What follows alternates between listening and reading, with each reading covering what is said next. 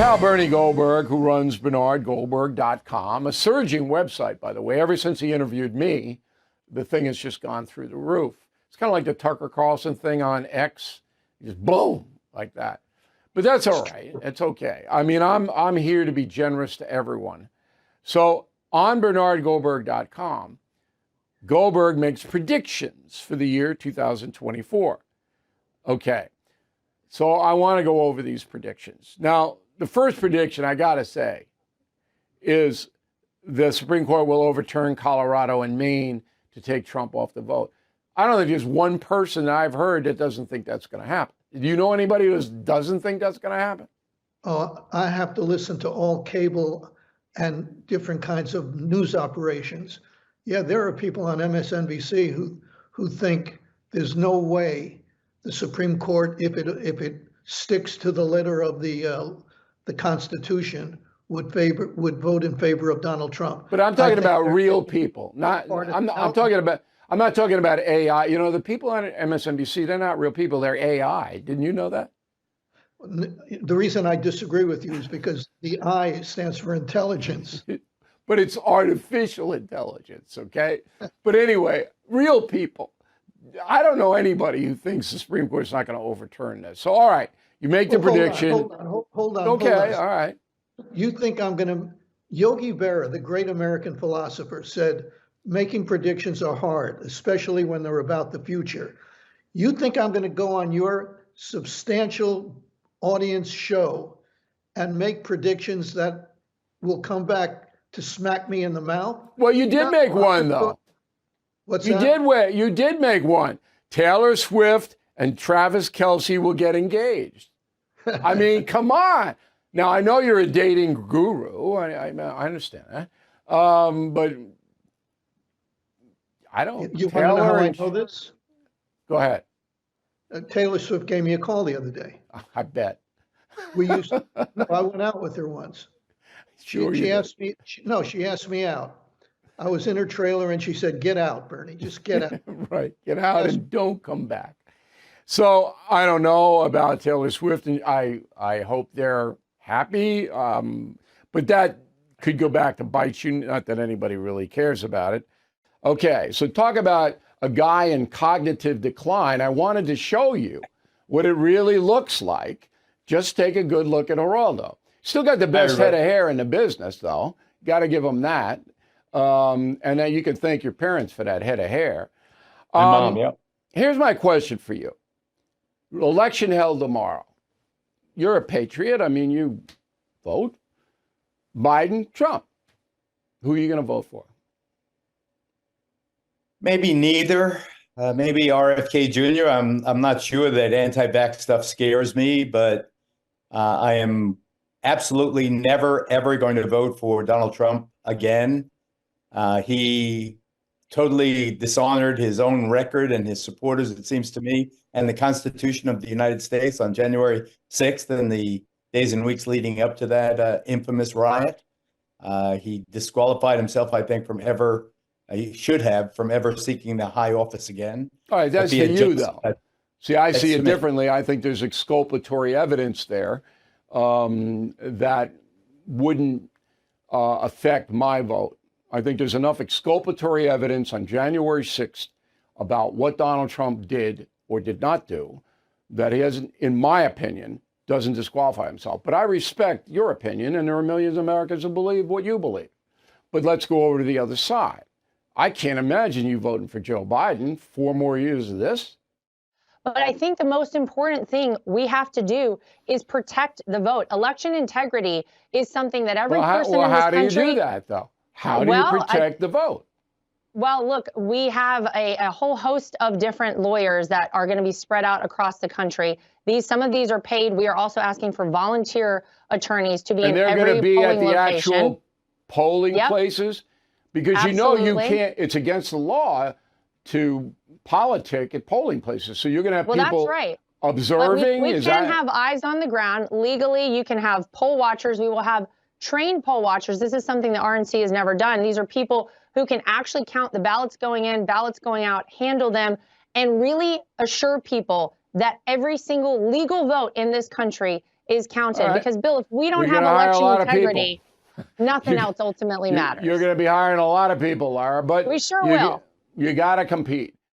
I always put myself in your shoes. So if I'm sitting in the Senate, and doesn't matter what party, I'm in, my first concern is what's good for the American people. Right. And what we have now is terrible. Everybody knows it. But is this bill good for the American people? They would have to show me, Schumer would have to show me, and he couldn't, one benefit of this bill for my family. One. Yeah. There isn't any. Well, I look at the asylum is a great idea. People persecuted can come into the country, but it's been so corrupted and abused and made into a joke. So this does seem like it tightens that a bit. Is it as what really should happen? That's an excellent point. It does tighten because it says you have to prove, all right, that you couldn't live in another section of your own country, or you couldn't settle in Mexico because you just walked through there, or Guatemala, wherever it may be. But that can be, there are some parts of this bill that could be incorporated. But you're never going to get any efficiency. And you know this better than anybody on earth, Senator. You can't just snap your fingers and have this kind of an equation be put into law. You've got to have a cooling off period. You've got to reorganize and at the same time stabilize cities like New York, which are going bankrupt paying the entitlements for the migrants. The president of ABC News, an African-American woman, called Trump a racist. So then I said, hey, get Jason Whitlock in here. And we talked to him last night. Go. In your life, what event or events on the Black history front do you feel were most important for you? The most important Black history moment for me is my mother and father and their commitment to me and my brother. And my parents divorced when I was about 5 years old. My brother was about 8. But both of my parents stayed very involved in our lives. We lived with my mom for most of my childhood. And then my senior year of high school, I went to live with my dad. And so the history that I'm most thankful for is that I had two parents that committed to investing and in developing me and disciplining me and holding me accountable. Black history to me isn't reduced to a color. I'm thankful to the founding fathers for writing a Declaration of Independence and a U.S. Constitution that led to the inevitable demise of slavery. And so, and then all the people from Frederick Douglass to Richard Allen to all the abolitionists, to Abraham Lincoln, all the people that ended slavery and made America live up to the words promised in the Declaration of Independence and in the U.S. Constitution. That's what I think about when I think about Black history. I think about what an incredible journey and what an incredible role those founding documents and the people, Black and white, who made this country live up to the words in that founding document are amazing. So you don't resent the fact that in the initial Constitution in 1776, the founders didn't abolish slavery then. You don't resent that. I don't resent it. You know, it's a pie in the sky, or it's a fantasy that the country could have even gotten off the ground if that had been placed in the original U.S. Constitution. There would be no United States of America. Yeah, absolutely true. I think Thomas Jefferson and those guys were visionary enough to know that slavery, globally and at home, was going to have to die a slower death rather than an instant death. You're giving Jefferson, country was going to get off the ground. You're giving Jefferson too much credit. And I'll, in my upcoming book, Confronting the Presidents, I'll explain his mindset. But you're absolutely 100% correct when you say there would not have been a United States because the Southern colonies would never have signed on if that had been, the abolition of slavery had been in the original Constitution. Never in a million years. Now, I want to get one thing in the news here. So on February 23rd, Donald Trump, as he is wont to do, was telling his people in a rally about the persecution directed at him. All right, he's very angry about it, and he makes it a central part of his presentation. Roll the tape. We've all seen the mugshot, and you know who embraced it more than anybody else? The black population. It's incredible. You see black people walking around with my mugshot. You know, they do shirts, and they sell them for $19 a piece. It's pretty amazing. So Trump's point was that black people have been historically unfairly treated in the criminal justice system, so they identify with what's happening to him. His point of view, his opinion. The president of ABC News, a woman of color, Kimberly Goodwin, writes a memo to all the ABC employees. I'm going to quote it. No matter what one's politics, the fact that a person running for president of the United States made these remarks, but also to a public crowd with so many black people present, and that they stand with him, is mind-blowing, shocking. These remarks are as racist as they come, unquote, president of ABC News, Kimberly Goodwin. What's your reaction to that? You can't argue that George Floyd represents all of Black America, and his pain and his suffering represents all of Black America. And we need to make statues because George Floyd is so important to Black people. Well, George Floyd was a career criminal. There's just no way around that. He was high on drugs when he died.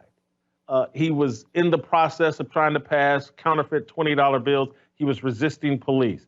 If you as a Black person, and the left can argue that George Floyd is representative of Black people's struggle and cry for justice, how can you argue that? And then when Trump says, well, dang, man, I'm being persecuted by the criminal justice system and Black people are relating to it, he's just doing the exact same thing that you're doing. Somebody buys the book, and, you know, people don't read as much as they used to anymore. You got to really have a hook to get them to buy your book. What is your hook? What will people learn when they read You've Got Issues, or We've Got Issues, I should say? That is a great question. And here's the thing. I think people know what I'm saying is right. A lot of people know what I'm saying is right. They know that what is being pushed on them by these extreme activists is wrong, but they don't know the facts to use to push back. What they need are the talking points, the facts to push back, and I'm giving them the facts. I'm giving them the empirical data. Let me give you an example, and I'm not going to roll on forever here. I'm going to give you an example. They're using these trigger warnings in the universities where our coddled young people are being treated like they were some kind of delicate flowers that can't be taught how to live in the real world. We've got the vast majority of our universities using trigger warnings to alert these kids that, oh, something might come up that upsets you. Well, you know what? Trigger warnings don't work. Trigger warnings actually create the very thing that they're alerting kids could happen, anxiety, which is create anxiety, panic attacks, whatever. They actually create what they're warning against. Now, the research, which is it's a big body of literature here that says they don't work. In fact, they say they're counterproductive, because what you want to do with people that are sensitive to that is teach them coping skills. Use systematic desensitization, dialectical behavior therapy, cognitive behavioral therapy, whatever, so they learn to cope with this stuff so they're not paralyzed by it. They're doing exactly what you're not supposed to do. Now, here's the thing, Bill. These universities they have access to the same literature that I have access to, which is that this is the wrong thing to do. But they continue to do it because they're virtue signaling. Yeah, because they're virtue signaling. They're woke and they're virtue signaling.